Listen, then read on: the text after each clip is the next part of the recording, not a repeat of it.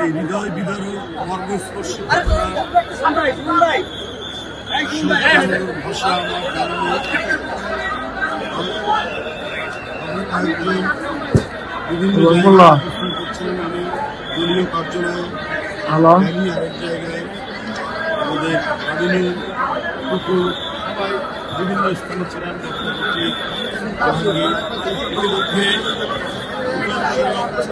ভারপ্রাপ্ত চেয়ারম্যান তিনি নির্দেশ পাঠালেন দ্রুত গতিতে যেতে, এখানে বিমান অ্যাক্সিডেন্ট। এই কথা শুনে আমরা ছুটতে ছুটতে করে চলে এসেছি। আগেই আমি রাস্তায় মেসেজ দিয়ে জানলাম যে আমিনুল ভাই এখানে চলে এসছেন। আমি রাস্তার মধ্যে দেখা হলো, একসাথে আমরা এখানে আসলাম।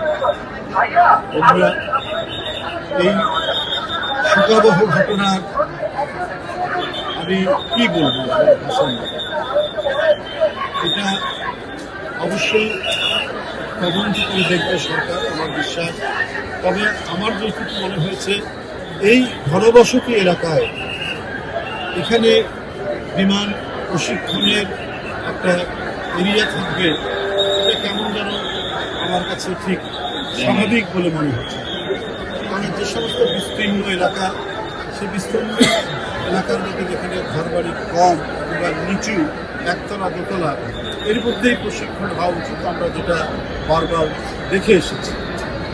তো আজকে কোনো না কোনো ক্ষেত্রে প্রশাসনিক, বিশেষ করে বিমান চলাচল, যে তাদের যে প্রশাসনিক যে ব্যবস্থার হয়তো কোনো ত্রুটি থাকতে পারে, নেভিগেশনের এবং যারা এটা কন্ট্রোল করে, নিয়ন্ত্রণ করে, এখানে ত্রুটি আছে কিনা সেটা দেখা উচিত।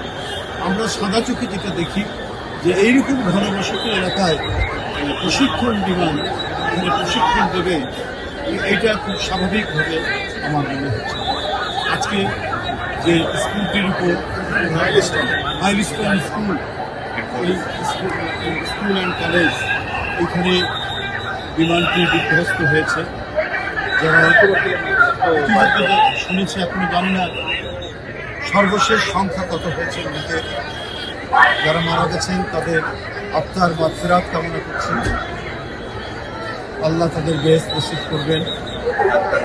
এবং যারা আহত হয়েছেন, আল্লাহ যেন তাদের সুস্থতা দান করেন। এখানে নিরাপত্তা বাহিনীর সদস্যরা, বিভিন্ন সরকারি বাহিনীর সদস্যরা অত্যন্ত মানবিকতার সাথে তারা কাজ করছে। তারা সমস্ত শক্তি দিয়ে তারা কাজ করছেন, অসুস্থদের সেবা দেওয়ার চেষ্টা করছেন, দ্রুত গতিতে সংশ্লিষ্ট হাসপাতালে প্রেরণ করছেন। গোটা এলাকাতেই সবাই কর্মব্যস্ত রয়েছেন। বিশেষ করে এই স্কুল, যেখানে বাচ্চারা, স্কুল যাদের বয়স অত্যন্ত কম, এই মাসুম বাচ্চারা আক্রান্ত হয়েছেন। এদের কেউ হয়তো বা এখনো বেঁচে আছেন কিনা জানি না, কেউ হয়তো আর দুনিয়াতে নেই, কেউ হয়তো ভয়াবহ তারা আহত হয়েছে। আল্লাহ যেন তাদের সুস্থতা দান করেন। এবং যেভাবে আমরা কাজের গতি এখানে দেখছি, তাতে নিঃসন্দেহে দ্রুত অসুস্থ রুগীদেরকে, আহত রুগীদেরকে হাসপাতালে পাঠানো সম্ভব। প্রাণ ইউনিট, এটা আবার সব হাসপাতালে নেই, যেখানে পুরনো জায়গায় রয়েছে সেখানে নিয়ে যাচ্ছেন। আমি প্রাণ ইউনিটেরও ডাক্তার এখানে রেখেছি। সবাই অত্যন্ত হৃদয়ের আবেগ দিয়ে কাজ করছে, কারণ এটি নিঃসন্দেহে হৃদয় বিদারক ঘটনা। এই মর্মস্পর্শী ঘটনা, এই ঘটনায় সবাই এখানে কেউ ধর্ম, বর্ণ, সব নির্বিশেষে সবাই আজকে এসে দাঁড়িয়েছে।